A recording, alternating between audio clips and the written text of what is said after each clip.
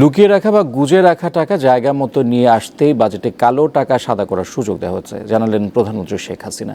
তিনি বলেন, মাছ ধরতে গেলে আধার দিতে হয়, এটি সেরকমই একটি ব্যবস্থা। ঐতিহাসিক ৬ দফা দিবস উপলক্ষে শুক্রবার রাজধানীর তেজগাঁওয়ে ঢাকা জেলা আওয়ামী লীগ কার্যালয়ে আলোচনার আয়োজন করে দলটি। এতে যোগ দেন দলীয় সভাপতি প্রধানমন্ত্রী শেখ হাসিনা। বঙ্গবন্ধুর আদর্শকে অনুসরণ। আলোচনায় শুরুতে আওয়ামী লীগের কেন্দ্রীয় নেতারা বক্তৃতা করেন। পরে বক্তব্য রাখেন প্রধান অতিথি শেখ হাসিনা। তিনি ১৯৬৬ সালে বঙ্গবন্ধু উত্থাপিত ৬ দফা দাবির গুরুত্ব ও প্রেক্ষাপট তুলে ধরেন। এবং ৬ দফার যে পোস্টার, একটা পোস্টারের কথা বলি, যেমন একটা গরু, তার মুখটা হচ্ছে পূর্ববঙ্গে আর পেছনটা হচ্ছে পশ্চিম পাকিস্তানে, অর্থাৎ পূর্ববঙ্গ খাবার টাবার খাওয়ায় আর ওরা দুধ দোয়ায় খায়। বৈষম্যটাকে দূর করার জন্য যা যা সবই এই ৬ দফায় তিনি তুলে ধরেছিলেন।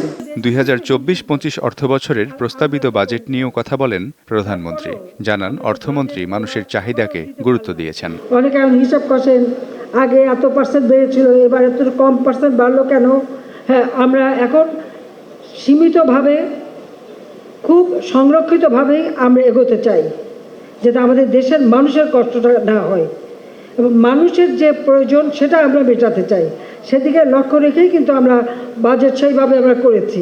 বাজেটে কালো টাকা সাদা করার সুযোগ কেন রাখা হয়েছে তার ব্যাখ্যা দেন সরকারের প্রধান নির্বাহী। এটা শুধু কালো টাকা না, জিনিসের দাম বেড়েছে। এখন ১ কাঠা জমি যার সেই কোটিপতি, কিন্তু সরকারি যে হিসেব, সেই হিসেবে কেউ বেচে না, একটু বেশি দামে বেচে, কিছু টাকা উদ্বৃত্ত হয়, কিন্তু এই টাকাটা তারা গুজে রাখে।